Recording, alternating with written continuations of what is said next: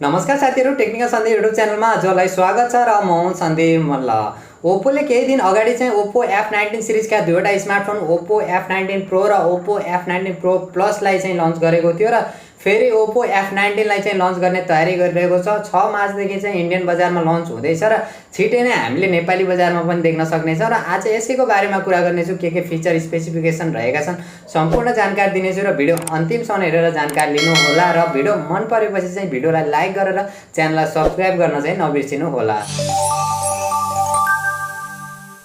Oppo F19 को बारेमा कुरा गर्ने हो भने सबैभन्दा पहिला चाहिँ यसको डिजाइन र बिल्ड क्वालिटीबाट सुरु गरौँ। 6.43 इन्चको फुल एचडी प्लस एमोलेड डिस्प्ले देख्न सकिन्छ, जसमा चाहिँ 60 हर्ट्जको रिफ्रेश रेट देख्न सकिन्छ र पछाडिपट्टिको डिजाइन भने हामीले प्लास्टिक फ्रेमले चाहिँ देख्न मिलेको छ। एकदमै ग्लोसी डिजाइन, एकदमै कमाल र एकदमै प्रिमियर देख्न सकिन्छ र ओभरअल डिजाइन डिस्प्ले र बिल्ड क्वालिटीको बारेमा कुरा गर्ने हो भने प्राइजिङलाई हेर्ने हो भने एकदमै राम्रो रहेको छ र हेर्दा पनि एकदमै प्रिमियर डिजाइनका साथ चाहिँ हामीले देख्न मिलेको छ र अपरेटिङ सिस्टमको कुरा गर्ने हो भने एन्ड्रोइड 11 देख्न सकिन्छ कलच ओएस 11.1 का साथ र प्रोसेसर भने एकदमै खतम प्रोसेसर युज गरिएको छ। जुन प्राइसमा इन्डियन बजारमा लन्च हुने तयारी गरिरहेको छ या हाम्रो नेपाली बजारमा लन्च हुने तयारी गरिरहेको छ, त्यो प्राइसलाई हेर्ने हो भने चाहिँ एकदमै खतम नै प्रोसेसर मान्नुपर्छ।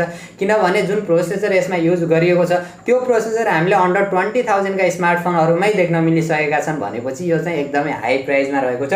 अहिले प्राइसहरुको बारेमा त हामी कुरा गरौँला र जुन यसमा भने क्वालकमको Snapdragon 662 octa core chipset processor देख्न सकिन्छ। प्रोसेसर त एकदमै राम्रो नै हो अन्डर 20,000 को प्राइसमा त, तर जुन प्राइसमा यो लन्च हुने तयारी गरिरहेको छ त्यो प्राइसमा चाहिँ एकदमै बेकार प्रोसेसर रहेको छ।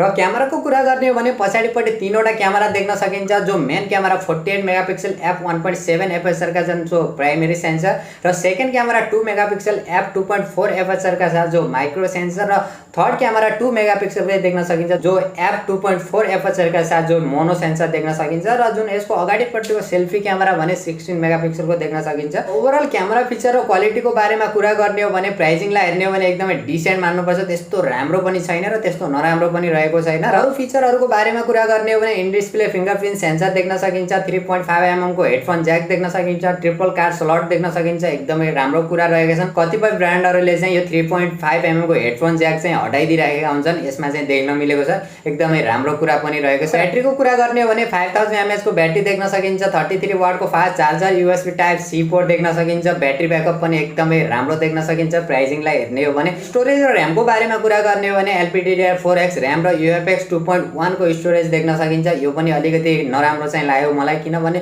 यो प्राइस सेगमेन्टमा हामीले UFS 3.1 को स्टोरेज सम्म पनि देख्न मिलिसकेको छ। भेरिएन्टको कुरा गर्ने हो भने चाहिँ एउटा मात्र भेरिएन्ट लन्च हुने भनेको छ जो 6GB प्लस 128GB र पछि 8GB वाला भेरिएन्ट पनि देख्न मिल्ने सम्भावना चाहिँ रहेको छ। अहिले लिक्स र रुमरहरुलाई हेर्ने हो भने चाहिँ 6GB प्लस 128GB वाला मात्र लन्च हुने भनेको छ, जसको प्राइस भने हाम्रो नेपाली बजारमा 30 देखि 32,000 को बीचमा चाहिँ देख्न सकिनेछ। इन्डियन बजारमा चाहिँ 16-17,000 देखि स्टार्ट हुने चाहिँ भनेको छ। अब त्यसैलाई हेर्ने हो भने चाहिँ हाम्रो नेपाली बजारमा 30 देखि 32,000 को बीचमा चाहिँ हामीले देख्न सकिनेछ। र ओप्पो F19 को ओभरअल डिजाइन फिचर र स्पेसिफिकेसनलाई हेर्ने हो भने चाहिँ एकदम ओभर प्राइसमा चाहिँ लन्च गर्दैछ। र मेरो पर्सनल ओपिनियनको बारेमा कुरा गर्ने हो भने चाहिँ यदि हजुरहरु चाहिँ डे टु डे टास्कका लागि चाहिँ एउटा राम्रो स्मार्टफोन हेर्दै हुनुहुन्छ, हेर्दा पनि एकदम प्रिमियर देखियोस्, एकदमै राम्रो डिजाइन भएको, क्यामेरा चाहिँ एकदमै डिसेन्ट रहेको छ, ब्याट्री ब्याकअप पनि एकदमै राम्रो, एउटा फास्ट चार्जर भएको स्मार्टफोन हेर्दै हुनुहुन्छ र 30-32 हजार हजुरहरुको बजेट रहेको छ भने चाहिँ एउटा राम्रो अप्सन चाहिँ रहेको छ। तर हजुरहरुलाई परफर्मेन्स राम्रो चाहिन्छ, जस्तै गेमिङका लागि राम्रो चाहियो, एकदमै फास्ट र स्मुथली चल्ने खालको चाहिँ परफर्मेन्स चाहिएको भने चाहिँ हजुरहरुको लागि एकदमै बेकार स्मार्टफोन रहेको छ। किनभने